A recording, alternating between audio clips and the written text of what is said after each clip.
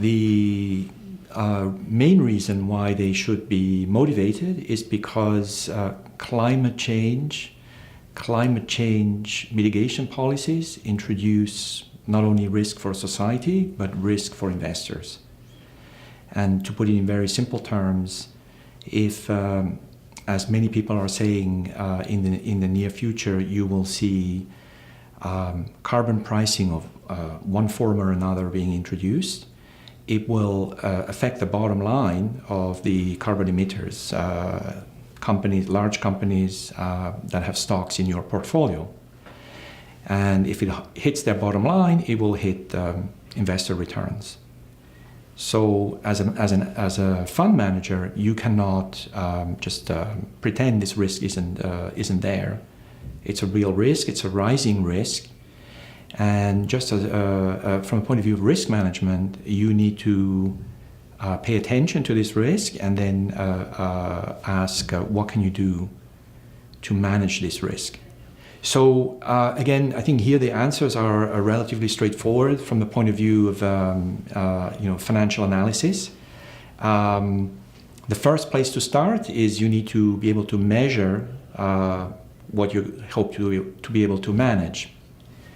Measuring means concretely means you have to measure your carbon exposure, your carbon footprint.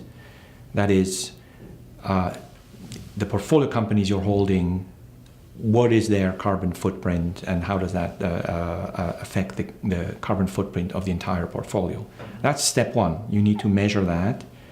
There are providers out there, a growing number of providers in increasing sophistication that offer measurements of carbon footprint or carbon intensity or stranded assets of various large companies.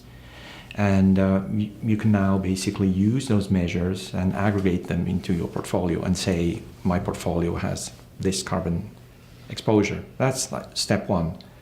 Step two, you have to ask yourself, once you know what exposure you have on carbon, you have to ask yourself, am I getting a return, adequate return on the risk I carry with respect to holding this risk factor?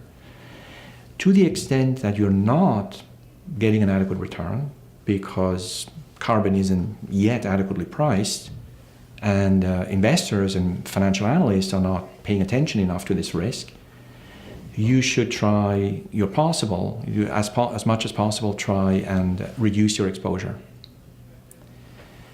Now, the challenge is, of course, by reducing your exposure to carbon, you don't want to reduce at the same time your exposure to risks that are well priced, that you may want to hold. So the challenge is to reduce exposure to carbon without affecting your exposure to other risk factors that are adequately priced.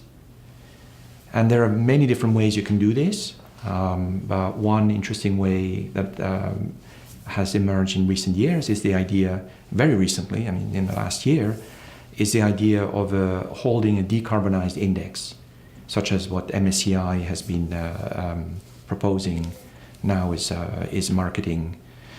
For example, for MSCI Europe, MSCI is proposing a low carbon leaders index for Europe, where the purpose of the index is to maintain the returns of MSCI Europe, i.e. minimize tracking error, while reducing the carbon footprint. And that's what it does. It's a service it's offered to index investors and seems like one promising avenue for asset managers to do something about carbon risk and climate risk. They play, in my view, two very important roles. A first role is just a role of information sharing of what's out there, of strategies that particular funds have used that work well, others that work less well. Just the information sharing among all the fund managers, increasing number of fund managers who are taking climate risk seriously and trying to do something about it. So bringing them under one common platform where this information exchange can happen is a very important first role.